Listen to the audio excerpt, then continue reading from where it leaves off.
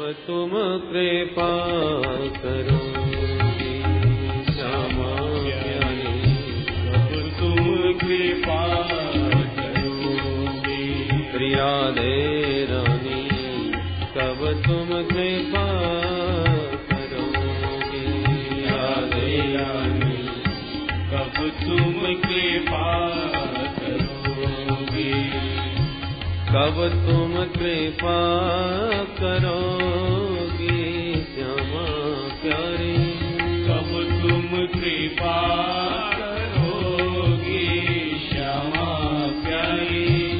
कब तुम कृपा करोगी राधे रानी, कब तुम कृपा करोगी श्यामा प्यारी, कब तुम कृपा करोगी श्यामा प्यारी। कब तुम कृपा करोगी। मेरो मन नित चलत कुमार, मेरो मन नित चलत कुमारग। मेरो मन नित चलत कुमार, मेरो मन नित चलत कुमारग। कब दुख दाह हरोगे श्यामा प्यारी, कब दुख दाह हरोगी श्यामा प्यारी, कब तुम कृपा करोगे। श्यामा प्यारी। कब तुम कृपा करोगी। अति दुर्गम भव जाल बंध्यो में, अति दुर्गम भव जाल बंध्यो में। अति दुर्गम भव जाल बंध्यो में। अति दुर्गम भव जाल बंध्यो में। निज शरण ही गबलोगे श्यामा प्यारी, निज शरण ले कब लोगे। श्यामा प्यारी, निज शरण ही गबलोगे। श्यामा प्यारी। निज शरण ले कब लोगे। राधे रानी कब तुम कृपा करोगे। राधे रानी कब तुम कृपा करोगी। वृंदावन को आसरा बरी, वृंदावन को आसरा बुरी। वृंदावन को आसरा बरी, वृंदावन को आसरा बुरी। दर्शन कब तुम दोगे श्यामा प्यारी, दर्शन कब दोगी। राधे रानी दर्शन कब तुम दोगे। राधे रानी दर्शन कब तुम दोगी। श्यामा प्यारी कब तुम कृपा करोगे। श्यामा प्यारी कब तुम कृपा करोगी।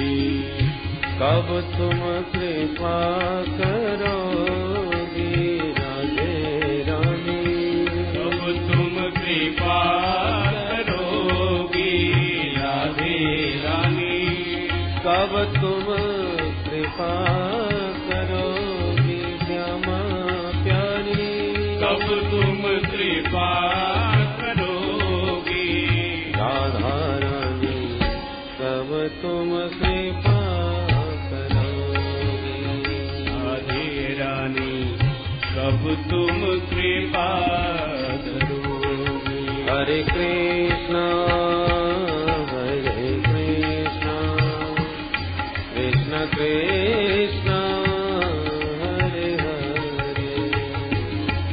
हरे राम राम राम हरे हरे। हरे कृष्णा कृष्ण कृष्ण हरे हरे। हरे राम राम राम हरे हरे।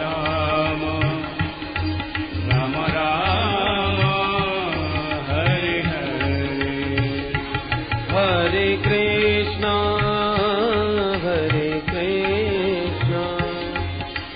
कृष्ण कृष्ण हरे हरे। हरे राम राम राम हरे हरे। हरे कृष्णा कृष्ण कृष्ण हरे हरे। हरे राम राम राम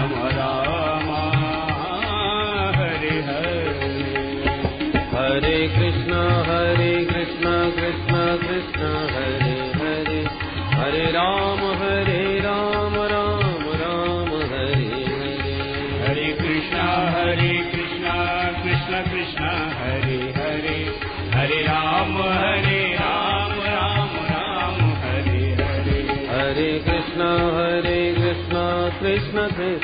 हरे। हरे राम राम हरे हरे। हरे कृष्ण कृष्ण कृष्ण हरे हरे। हरे राम राम हरे हरे। हरे कृष्ण कृष्ण कृष्ण हरे हरे। हरे राम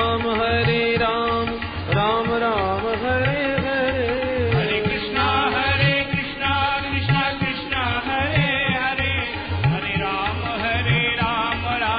राम हरे हरे। हरे कृष्ण कृष्ण कृष्ण हरे हरे। हरे राम राम हरे हरे। हरे कृष्ण कृष्ण कृष्ण हरे हरे। हरे राम राम हरे हरे। हरे कृष्ण कृष्ण कृष्ण हरे हरे। हरे राम राम हरे हरे। हरे कृष्ण कृष्ण कृष्ण हरे हरे। हरे राम राम हरे हरे। हरे कृष्ण कृष्ण कृष्ण हरे हरे। हरे राम राम हरे हरे। हरे कृष्ण कृष्ण कृष्ण हरे हरे। हरे राम राम हरे हरे। हरे कृष्ण कृष्ण कृष्ण हरे हरे। हरे राम राम हरे हरे। हरे कृष्ण कृष्ण कृष्ण हरे हरे। हरे राम राम हरे हरे। हरे कृष्ण कृष्ण कृष्ण हरे हरे। हरे राम राम हरे हरे। बोल वृंदावन बिहारी लाल की जय जय जय श्री राधे।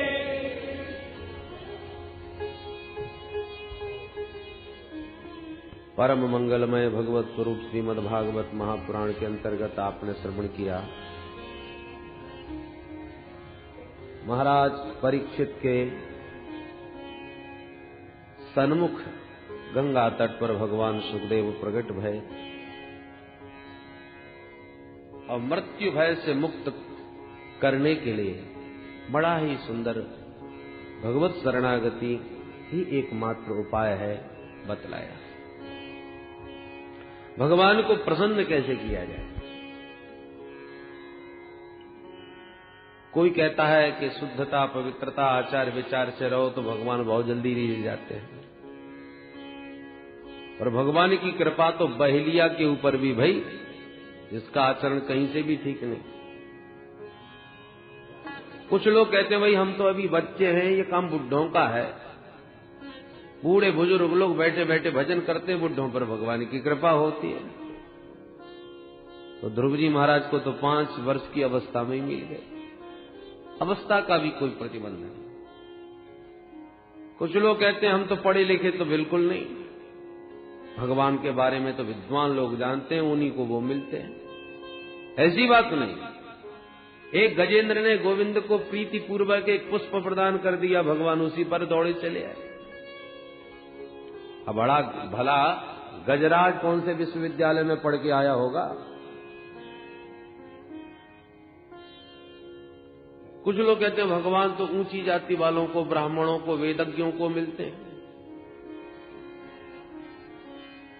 तो विदुर जी महाराज तो दासी पुत्र थे, सबरी तो भीलनी थी, इनको कैसे मिल गए? भगवान तो पहलवानों को मिलते हैं। बहुत शक्तिशाली होना चाहिए। और उग्रसेन महाराज तो बड़े निर्बल थे, बेटा नहीं पकड़ के बंदी बना रखा था भगवान, उसके भी उग्रसेन को राजा बना के उनके सेवक बन गए, उनके सलाहकार बन गए।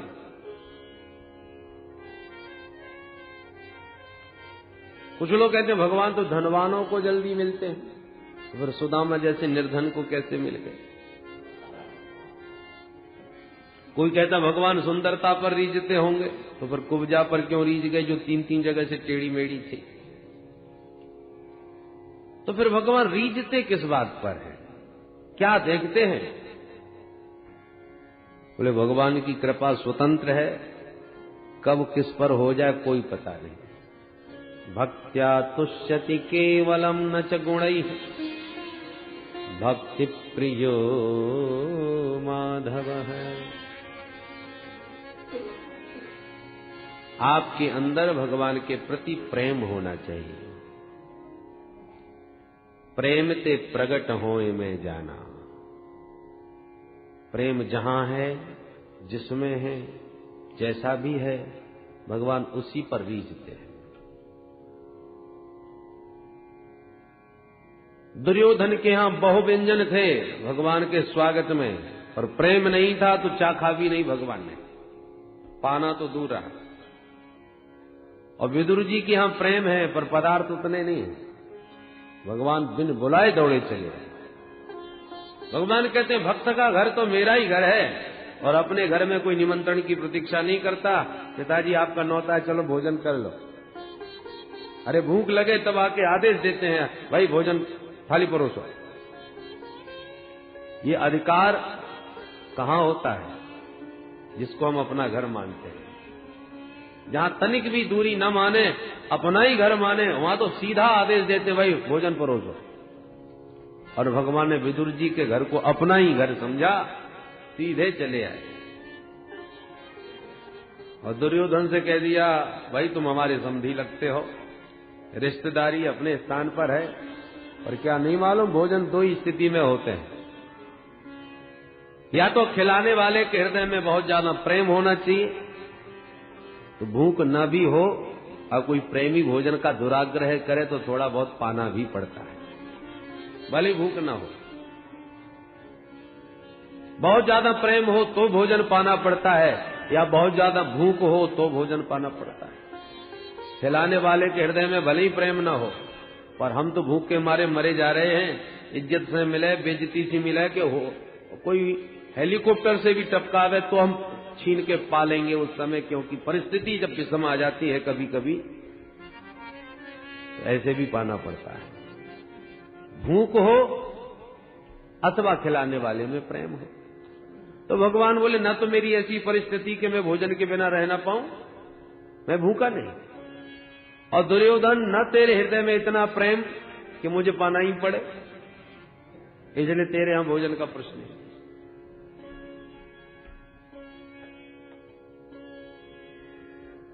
भगवान कहते हैं प्रेम का भूखा मैं हूं और पदार्थ के भूखे संसारी हैं। दुनिया वाले आए, चकाचक बढ़िया बढ़िया माल खिला दो, खुश होंगे, गीत गाते रहेंगे, साहब बड़ा स्वागत किया। क्या क्या माल छाने उनके यहां जाकर के, भाई ऐसा सम्मान कभी नहीं हुआ। तो संसार पदार्थ का भूखा है, खिला दो गीत गाते रहेंगे, पर परमात्मा प्रेम के भूखे हैं। प्रेम का भूखा हूं मैं और प्रेम ही एक सार है, प्रेम से मुझको भजो तो भव से बेड़ा पार है। पर हम लोग उल्टा करते हैं, प्रेम दुनिया वालों से करते हैं जो जानते ही नहीं प्रेम होता क्या है। प्रेम करना तो दूर, प्रेम का स्वरूप ही नहीं जानते, प्रेम किसे कहते हैं। प्रेम की परिभाषा देवर्षि नारद करते हैं भक्ति सूत्र में, तत् सुख सुखित्वम। जो अपने प्रियतम के प्यारे के सुख में ही अपना सुख मान ले, वो सच्चा प्रेमी है। प्रेम में कोई गुण की आवश्यकता नहीं, कोई किसी प्रकार की इच्छा कामना नहीं। गुण रहितम कामना रहितम प्रतिक्षण वर्धमानम सूक्ष्मतर अनुभव रूपम। ऐसा विशुद्ध प्रेम जगत में कहां दिखता है। प्रीति की रीत रंगीलो ही जाने। ब्रजवासी कहते हैं प्रेम निभाना तो हमारे कन्हैया ही जानते हैं। नीति प्रीति परमार्थ स्वार्थ को न राम सम जान यथार्थ। प्रेम के यथार्थ स्वरूप को राम जी महाराज जानते हैं। तो जो प्रेम निभाना जानता है उससे प्रेम करो। पर हम लोग संसारियों से प्रेम करते हैं और पदार्थ भगवान को दिखा देते हैं। अब की आज हमारी तरफ से भंडारा है, ठाकुर जी को बिहारी जी को अब की बार हमने भी 56 प्रकार का भोग लगाया है। दूसरा कहता है हमारी बहू के बेटा हो गया तो हम भी भोग लगवाएंगे। तो जैसे ठाकुर जी हमारे भोग के ही भूखे बैठे हो, पहले बेटा दे तब भोग लगाएं। बोलो जय श्री कृष्ण। पदार्थ पर संसारियों को खिलाओ, प्रेम परमात्मा को प्रदान करो। हमने उल्टा कर दिया। परीक्षित जी ने पूछना, महाराज श्री विदुर जी का चरित्र हमें सुनाइए। सुखदेव जी कहते सुनो परीक्षित। यदा तु राजा स्वसुतान साधु पोष्णन्न धर्मेण विनष्ट दृष्टि भ्रातुर्यविष्टस्य सुतान् विबन्धु प्रवेक्ष्य लाक्षा भवने ददाह। प्रवेश्य लाक्षा भवने ददाह। जिस समय राजा धृतराष्ट्र बिल्कुल अंधे हो चुके थे, अरे अंधे तो बचपन से ही थे, विनष्ट दृष्टि कहा, नष्ट दृष्टि नहीं कहा, विनष्ट दृष्टि। बाहर की आंखें तो पहले से फूटी हुई थी बचपन से ही, पर पुत्र के प्रेम में इतना मोह छा गया कि भीतर की आंखें भी बंद हो गई। ज्ञान विराग नयन उर्गारी, ज्ञान वैराग्य के जो दूसरे नेत्र हैं वो भी आज नष्ट हो गए। पुष्णन अधर्मेण विनष्ट दृष्टि, अधर्म का पोषण कर रहे हैं, अधर्म का आश्रय ले रहे हैं, इसलिए उनके विवेक के नेत्र भी नष्ट हो गए।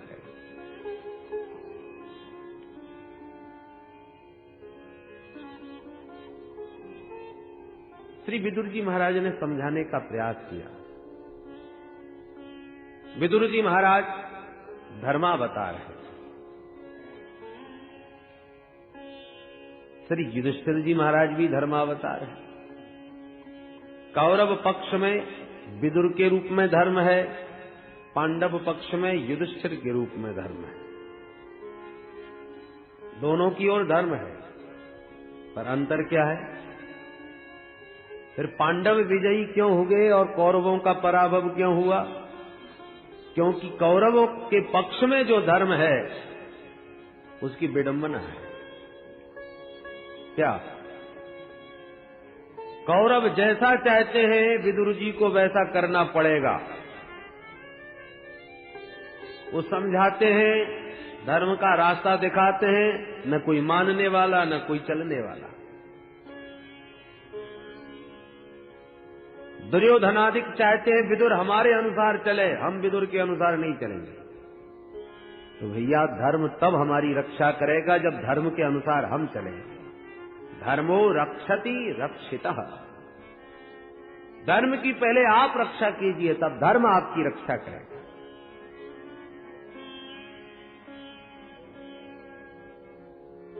माता जानकी पंचवटी पर जब थी और साधु वेश बना करके रावण जब आया, भिक्षा मांगा, किशोरी जी को लगा क्या किया जाए। मेरे देवर जी कह के गए हैं कि ये निशाचरों की माया समझ में नहीं आती, मां यहां से बाहर मत निकलना, रेखा का उल्लंघन न करना। और ये साधु कह रहा है कि मैं बंधी भिक्षा नहीं लूंगा, रेखा से बाहर आके मुझे भिक्षा दो।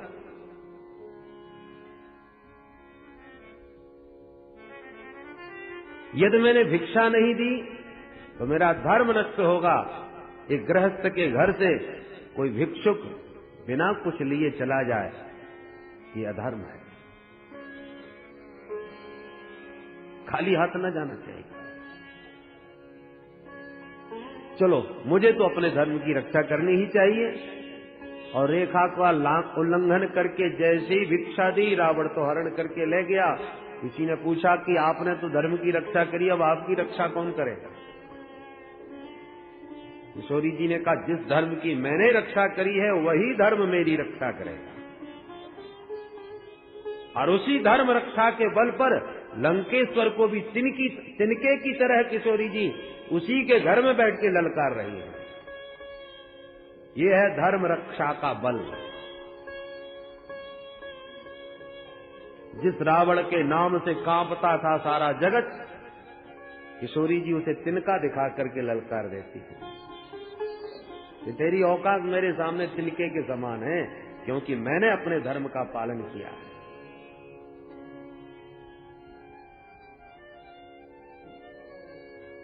पांडव पक्ष में जो धर्म है महाराज युधिष्ठिर के रूप में, वो धर्मराज जो कहते हैं पांडव आंख मूंछ करके उसे मानते हैं।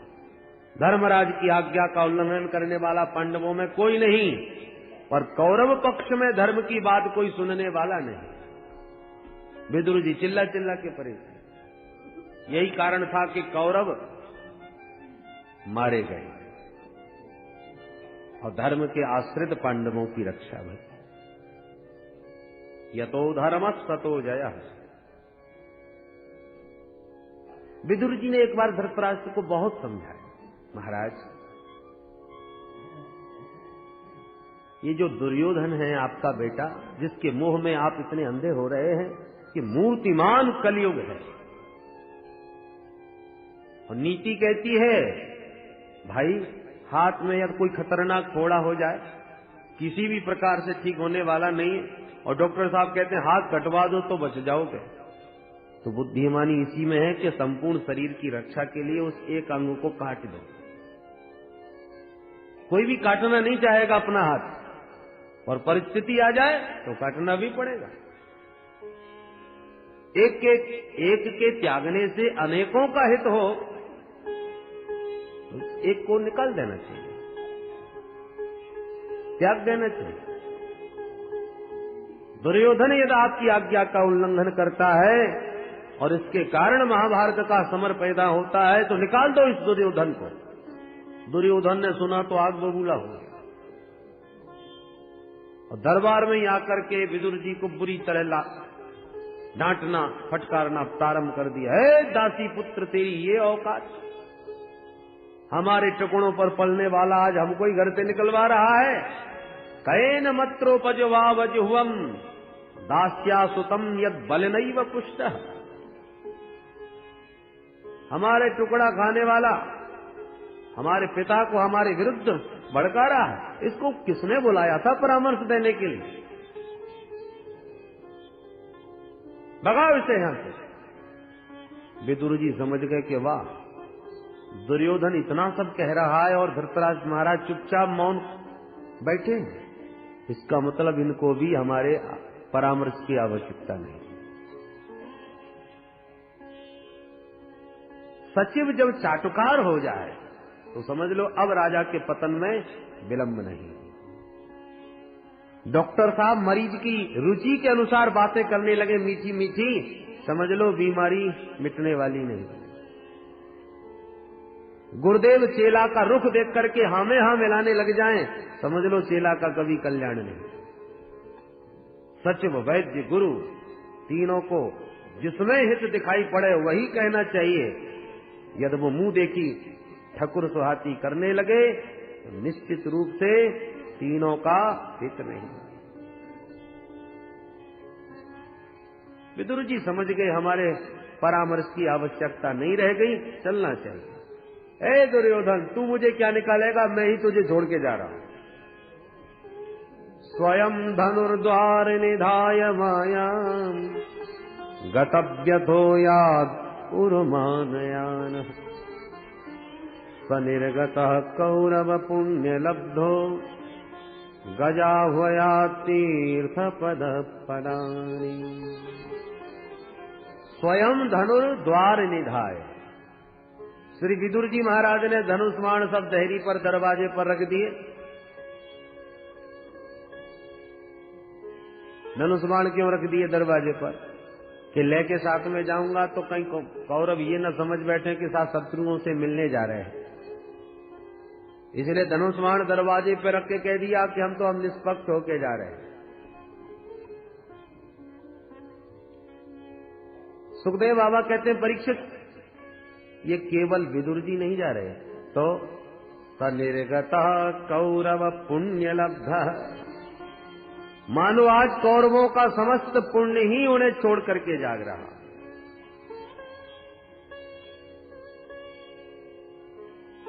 जब तक निशाचरों में राक्षसों में श्री विभीषण जी रहे लंका में, तब तक उनका हित रहा।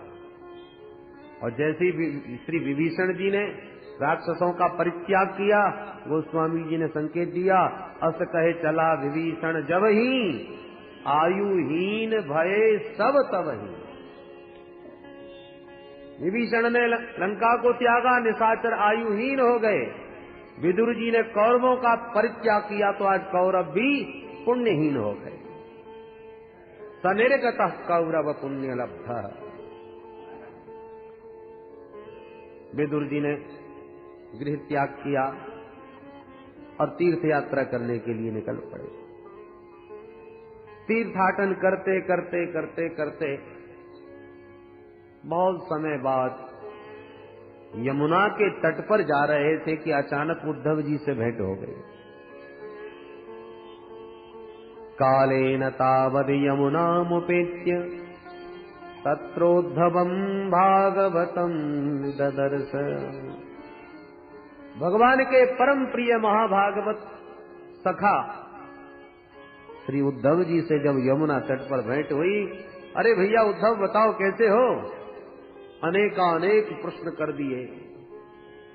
भैया उस महाभारत का क्या हुआ ये तो बताओ, मैं तो छोड़ के ही चला गया था। और द्वारका में कौन कौन है, कैसे हैं, हमारे प्यारे प्रभु तो आनंद के साथ है ना।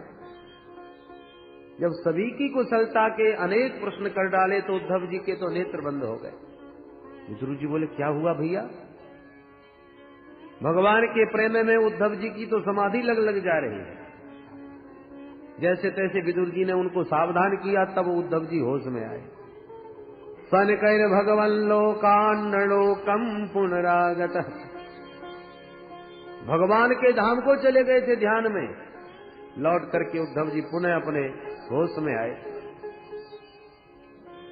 और तब उद्धव जी ने पूरा समाचार बहुत विस्तार से विदुर जी को सुनाया। महाराज विदुर, आपको कुछ भी नहीं मालूम। अरे महाभारत कब का संपन्न हो गया, पांडव विजयी हो गए और गोविंद भी अपनी संपूर्ण लीला का संवरण करके परम धाम को प्रस्थान कर गए।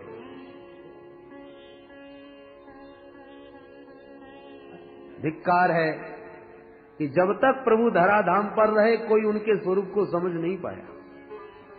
और सबसे अधिक धिक्कार तो हम यदुवंशियों के लिए हैं, जिनके साथ हम इतने निकट रहे, परंतु जैसे मछलियों के बीच में चंद्रमा रहे तो चंद्रमा को भी चमकीली मछली मानती नहीं ये मछलियां। चंद्रमा आज जब आकाश में चमका तब मछलियां उछलती हैं अपने चंद्र से मिलने के लिए कि ये तो बड़ा महत्वपूर्ण है, हमारे बीच रहा, हम इसकी महत्ता को नहीं समझ पाई। समुद्र भी उमड़ता है, जब पूर्ण चंद्रमा को देखता है तो सागर में हिलोड़ें उठती हैं। आज उसका महत्व समझ में आ रहा है।